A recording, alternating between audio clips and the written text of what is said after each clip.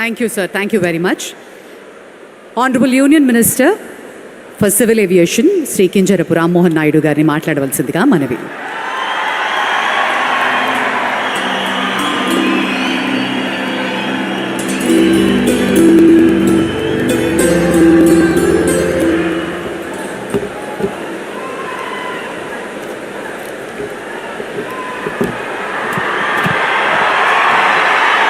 అందరికీ నమస్కారం. కోట్లాది మంది దేశ ప్రజల తాలూకా ఆశయాలకు ప్రతీక, దేశ సమగ్రత కోసం, దేశ భద్రత కోసం, దేశ భవిష్యత్తు కోసం ప్రతీగా నిలిచినటువంటి ప్రధాన సేవకుడు, మనమందరం కూడా అభిమానించే నాయకుడు, మనమే కాదు ప్రపంచం గర్వించదగ్గ నాయకుడు దేశ ప్రధానమంత్రి నరేంద్ర మోదీ గారు. అలాగే విజనరీ నాయకుడు, నవ్యాంధ్రప్రదేశ్ నిర్మాత మన ప్రియతమ ముఖ్యమంత్రి వర్యులు నారా చంద్రబాబు నాయుడు గారు. అలానే మన ఉప ముఖ్యమంత్రి వర్యులు, ఆయనకి పదవులతో పని లేదు, జనం కోసం నిత్యం జీవించేటటువంటి జనసేనాని పవన్ కళ్యాణ్ గారు, రాష్ట్ర గవర్నర్ గారు అబ్దుల్ నజీర్ గారు, అలాగే వేదికలు అలంకరించినటువంటి కేంద్ర మంత్రులు, అలాగే మన తెలుగు యువతకి ఒక ఆదర్శప్రాయమైనటువంటి నాయకత్వంతో ముందుకు నడిపిస్తున్నటువంటి సోదరులు నారా లోకేష్ అన్న గారికి, ఎంపీ కలిశెట్టి అప్పలనాయుడు గారికి, ఎమ్మెల్యే మాధవమ్మ గారికి, అలాగే ఇక్కడికి విచ్చేసినటువంటి ఎంతోమంది జనప్రతినిధులకి, ఇక్కడికి విచ్చేసినటువంటి నా ఉత్తరాంధ్ర సోదర సోదరిమల్ల అందరికీ కూడా నా హృదయపూర్వకమైనటువంటి నమస్కారాలు తెలియజేసుకుంటున్నాను. ఒక 12 సంవత్సరాలైతే ఒక పుష్కరం అంటాం, 100 సంవత్సరాలైతే శతాబ్దం అంటాం. అలాంటిది యుగానికి ఒక్కసారి వచ్చేటటువంటి కార్యక్రమం అల్లూరి సీతారామరాజు విమానాశ్రయం ప్రారంభోత్సవ కార్యక్రమం అని గర్వంగా ఈ ఉత్తరాంధ్ర బిడ్డగా, మీతో పాటు ఇక్కడ పుట్టినటువంటి వ్యక్తిగా, కింజరాపు ఎర్రన్నాయుడు గారి తాలూకా బిడ్డగా ఈరోజు గర్వంగా ఉందని కూడా ఈ సందర్భంగా తెలియజేసుకుంటున్నాను. ఉత్తరాంధ్ర అంటే ప్రతి ఒక్కరు కూడా ప్రపంచం వైపు చూసేవాళ్ళు. మనకి పని కావాలన్నా, మనకి ఏ అవకాశం కావాలన్నా, మనకి పొట్ట గడవాలన్నా, ఏ కార్యక్రమం చేయాలన్నా సరే ఉత్తరాంధ్ర అంతా కూడా ప్రపంచం వైపు చూసేది. కానీ ఈరోజు మన భోగాపురం ఎయిర్పోర్ట్ చూసిన తర్వాత ప్రపంచం ఉత్తరాంధ్ర వైపు చూస్తుందన్నది గర్వంగా మన అందరం కూడా తెలియజేసుకోవాలి. అవకాశాల నిధిగా భోగాపురం విమానాశ్రయం మన ప్రధానమంత్రి గారి చేతుల మీదుగా ఈరోజు ప్రారంభోత్సవం కానుంది. అలాంటి విమానాశ్రయం ఒక 77,000 చదరపు అడుగులతో తయారవుతున్నటువంటి విమానాశ్రయం సుమారు 60 లక్షల కెపాసిటీతో తయారవుతుంది. ఎంఆర్ఓ కానీ ఎంతోమంది యువకులకి ఉద్యోగాలు ఇచ్చే అవకాశం ఇక్కడ కలగబోతుంది. ఎడ్యూసిటీ ద్వారా రేపు భవిష్యత్తులో ప్రపంచంలో ఉన్నటువంటి ఏవియేషన్ వర్క్ ఫోర్స్కి ట్రైనింగ్ మన ఉత్తరాంధ్రలో, మన భోగాపురంలో జరగబోతుందనడానికి కూడా నేను ఎంతో గర్వపడుతున్నానని తెలియజేస్తున్నాను. అటువంటి ఉత్తరాంధ్ర ప్రాంతంలో ఈరోజు ఈ భోగాపురం ఎయిర్పోర్టు మన అందరికీ కూడా సింహద్వారంలా ఉందని తెలియజేస్తున్నాను. ఇచ్చాపురం నుంచి పాతపట్నం, పాలకొండ, శ్రీకాకుళం, అలాగే బొబ్బిలి, పార్వతీపురం, విజయనగరం, అరకు, అనకాపల్లి, విశాఖపట్నం, ఈ ఉత్తరాంధ్రలో ఏ ప్రాంతం తీసుకున్నా సరే అందరికీ కూడా సమాన దూరంలో ఉన్నటువంటి ఈ భోగాపురం విమానాశ్రయం మనందరికీ కూడా సింహద్వారంలాగా పనిచేయబోతుందని తెలియజేస్తున్నాను. అలాగే మీ అందరికీ కూడా తెలుసు, కలియుగ వెంకటేశ్వర స్వామి ఆలయానికి వెళ్తే సంవత్సరానికి ఒకసారి వైకుంఠ ఏకాదశి నాడు ఉత్తర ద్వారం తెరుచుకుంటుంది.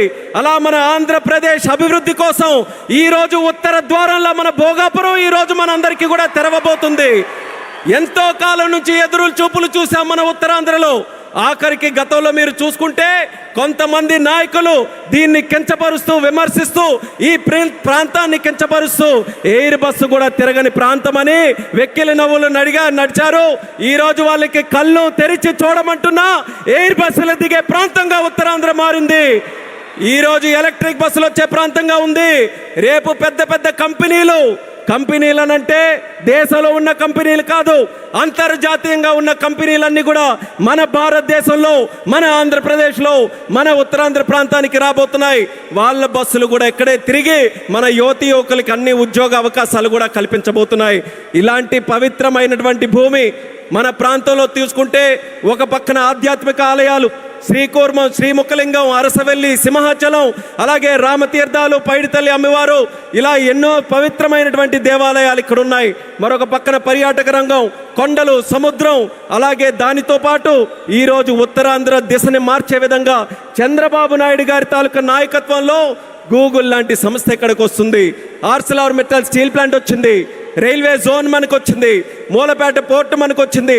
ఇలా లెక్క పెట్టుకుంటూ వెళ్తే ఏ ప్రాంతంలో జరగనటువంటి అభివృద్ధి ఈరోజు మన ఉత్తరాంధ్ర ప్రాంతంలో జరుగుతుందనేది యువతీ యువకులందరికీ కూడా నేను గుర్తు చేస్తున్నాను.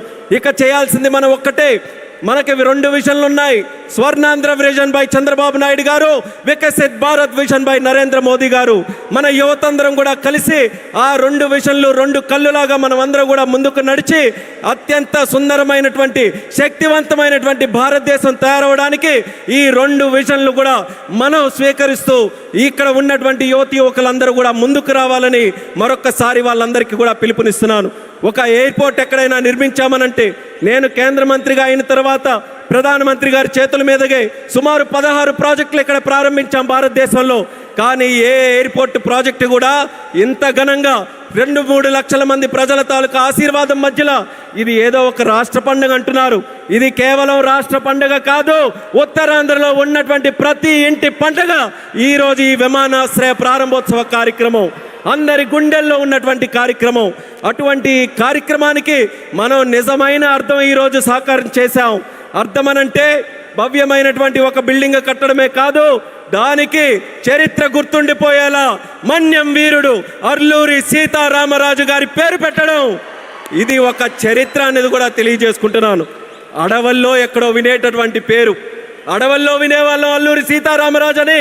అలాంటి ఆ పేరుని ప్రపంచం మొత్తం మారుమోగుతుంది.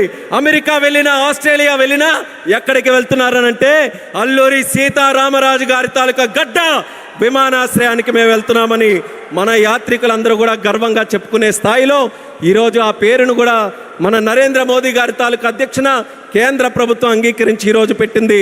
ఇంత ఫోకస్ మన ఉత్తరాంధ్రలో పెట్టిన తర్వాత మీ అందరికీ కూడా ఒక్కటే తెలియజేస్తున్నాను, ఇంకా మనం ఎక్కడ కూడా ఆగకుండా ఉత్తరాంధ్రకి కళలకి రెక్కలు వచ్చే విధంగా మనమందరం కూడా ముందుకు వచ్చి ఈ అవకాశాలన్నీ ఎవరి కోసం?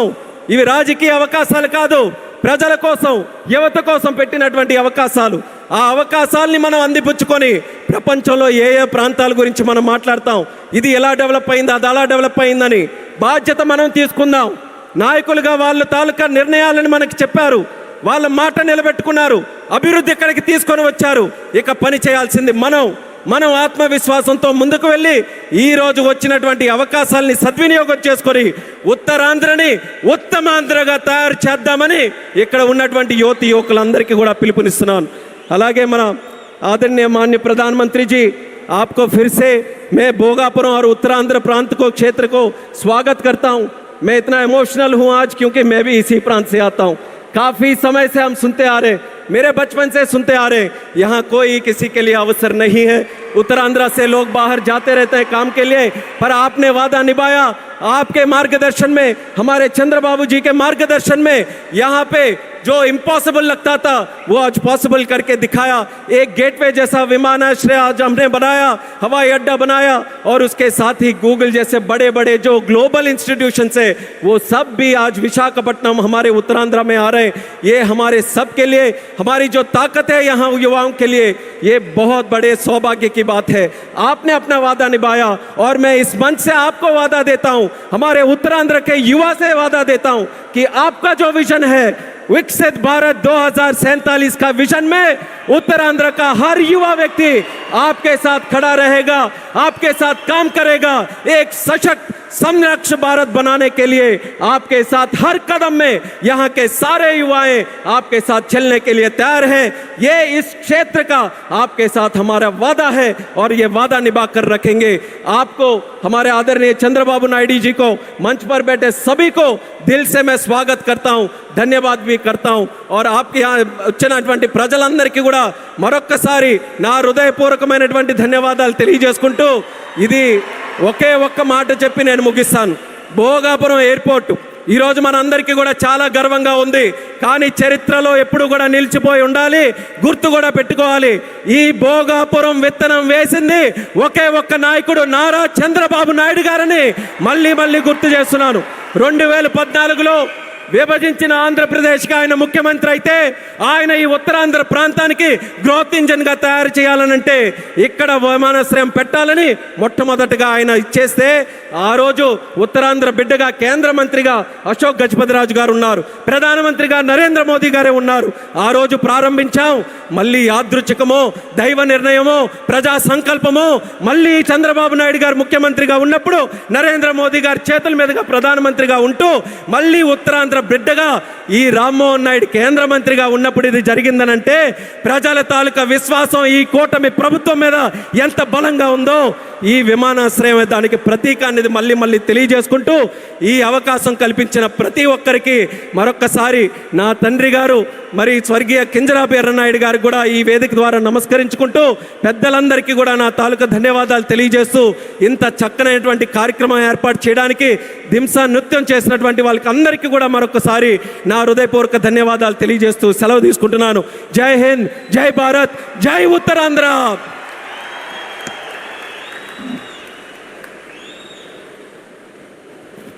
Thank you sir, thank you very much.